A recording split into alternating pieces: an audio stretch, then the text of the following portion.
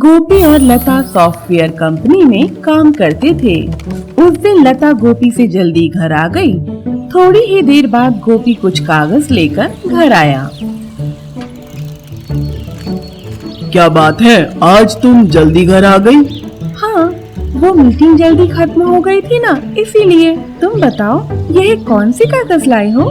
अरे हाँ, तुम्हारा जन्मदिन है ना अगले हफ्ते, बस उसी के लिए यह छोटा सा तोहफा है, जरा देखो तो सही। ऐसा कहते हुए गोपी ने वे कागज लता को दे दिए। अरे, क्या लिखा है इनमें? लता ने भी कागज लिए और उन्हें पढ़ते पढ़ते खुश हो गई। अरे वाह, तुमने घर खरीदा है। तुमने तो खरीदने से पहले मुझे बताया भी नहीं। अच्छा ही होगा ना, अपना भी एक घर होगा। तुम भी तो हमेशा से यही चाहती थी ना, बस इसीलिए यह सरप्राइज। आजकल वैसे भी दाम कम ही चल रहे हैं, तो मैंने लोन ले लिया और घर खरीद लिया। परसों तो गृह प्रवेश भी है। ऐसा सुनकर लता बहुत खुश हो गई। 2 दिन बाद अपना सारा सामान बांधकर दोनों नए घर में चले गए। लेकिन उनके घर के आसपास ज्यादा घर नहीं थे। गोपी, घर तो बहुत बड़ा है, लेकिन आसपास कोई दिखाई क्यों नहीं दे रहा? असल में यह जगह अभी बन ही रही है। देखो, उन इमारतों में भी काम चल रहा है। लेकिन गोपी, घर के मालिक ने तुम्हें यह घर इतना सस्ता क्यों बेचा? मुझे तो दाल में कुछ काला लगता है। तुम्हें तो शक करने की आदत है। घर का मालिक इधर नहीं रहता था, उसका पूरा परिवार अमेरिका में था। इसीलिए वह जल्द से जल्द इस घर को बेचकर अमेरिका जाना चाहता था, तभी हमें इतने सस्ते में घर मिल गया। अब बिना कोई सवाल पूछे सामान खोलो और घर में लगाना शुरू करो। गोपी यह कहकर बाहर चला गया। दूसरी तरफ लता एक एक करके रसोई के स्टोर में डब्बे लगा रही थी। वाह, यह स्टोर तो सामान रखने के लिए बहुत अच्छा है। ऐसा कहते हुए वह स्टोर की तरफ देख ही रही थी कि अचानक से एक एक करके स्टोर में रखे सभी डब्बे गिरने लगे और एक तेज आवाज आई। यह स्टोर मेरा है, यहाँ से अपना सामान हटाओ और चले जाओ इस घर से। भूतनी ने ऐसा कहा। यह सब देखकर लता चिल्ला पड़ी और तभी गोपी बाहर से भागता हुआ रसोई की तरफ आया। क्या हुआ? क्या हुआ लता, तुम ऐसे क्यों चिल्लाई? यहाँ कोई है, इस स्टोर में कोई है। तुम पागल हो क्या? आखिर कौन होगा यहाँ? ऐसा कहते हुए गोपी ने स्टोर में देखा तो वहाँ पर कोई भी नहीं था। तुम्हें पहले से ही यह घर पसंद नहीं था ना? क्या इसीलिए तुम ऐसा कर रही हो? नहीं, तुम मेरा विश्वास करो, मैंने एक औरत की आवाज सुनी थी। हो सकता है आवाज बाहर से आई हो, तुम शक करना बंद करो। गोपी ने ऐसा कहा।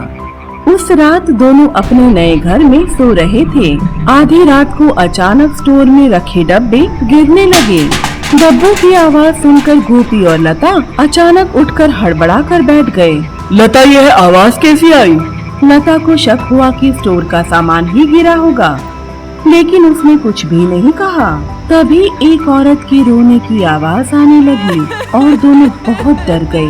हिम्मत करके गोपी और लता बिस्तर से उतरे और धीरे धीरे आवाज की तरफ बढ़ने लगे। इतनी देर में स्टोर के सारे डब्बे नीचे गिर गए।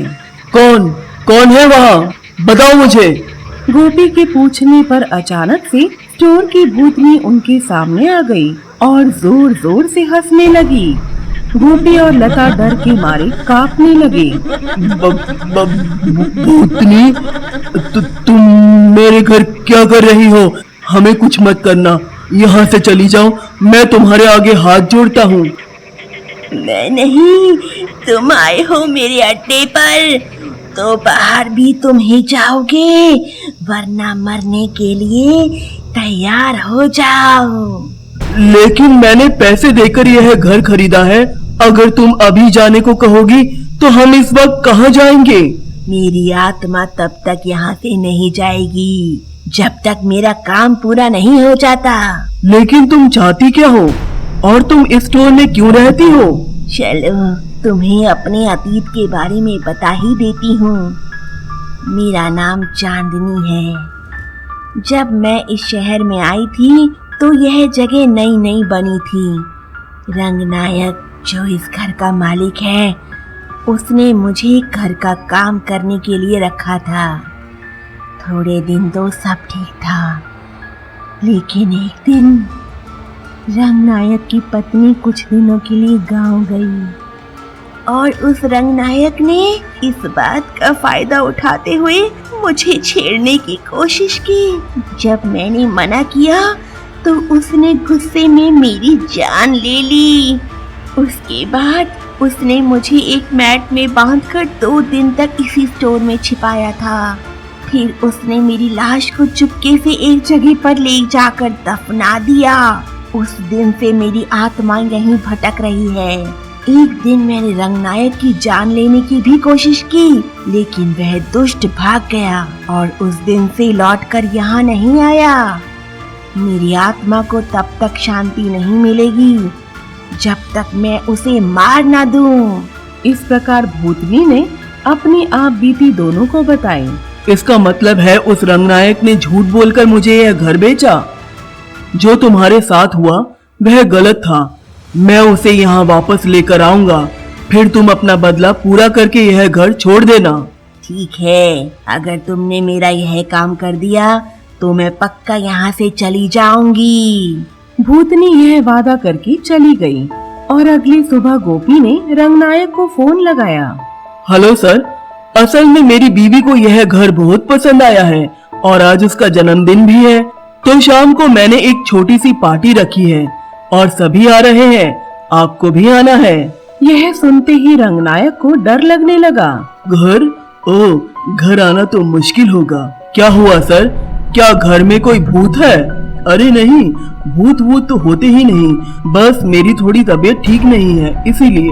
मगर बहुत से लोग आ रहे हैं सर, आप भी आएंगे तो अच्छा रहेगा। वैसे भी कल ही हमने घर में पूजा करवाई थी, एक बार घर तो देख लीजिए फिर चले जाइएगा। गोपी की बात सुनकर रंगनायक अपने मन ही मन में, ओह, तो इन्होंने घर में पूजा करवाई थी, मुझे लगता है अब तो कोई खतरा नहीं होगा। ऐसा सोचते हुए रंगनायक गोपी से बोला, ठीक है, मैं आ जाऊंगा। ऐसा कहकर रंगनायक ने फोन रख दिया। उस रात 8 बजे जैसे ही रंगनायक घर के अंदर आया, लता ने दरवाजे को बाहर से बंद कर दिया और चली गई। तुमने तो कहा था कि बहुत लोग आ रहे हैं, लेकिन यह क्या, घर में तो कोई भी नहीं है। जी, अभी तक नहीं आए तो रास्ते में होंगे, आ ही रहे होंगे। तुम्हें इस घर से कोई दिक्कत तो नहीं है ना? मुझे एक दिक्कत है सर, आपने चांदनी को क्यों मारा? तुम क्या कह रहे हो गोपी, यह चांदनी कौन है?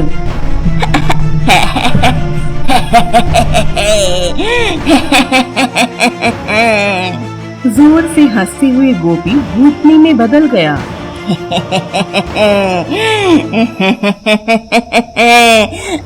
अब याद आई चांदनी।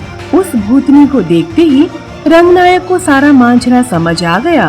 वह बहुत डर गया था और उसके हाथ पैर भी कांपने लगे थे। मुझे छोड़ दो प्लीज, मुझे कुछ मत करना। मैं भी उस दिन तेरे आगे ऐसे ही गिड़गिड़ा रही थी। अगर तू मुझे छोड़ देता तो आज मैं जिंदा होती। अब तो तेरी मौत मेरे हाथों ही लिखी है। रंगनायक उठकर भागता है और दरवाजा खोलने की कोशिश करता है, पर दरवाजा बाहर से बंद था, इसीलिए वह उसे नहीं खोल पाता। इतने में भूतनी ने पीछे से आकर रंगनायक पर हमला किया और उसका दिल निकाल दिया, जिसके साथ ही रंगनायक की मौत हो गई। फिर भूतनी ने रंगनायक को गायब कर दिया और खुद भी हमेशा के लिए गायब हो गई।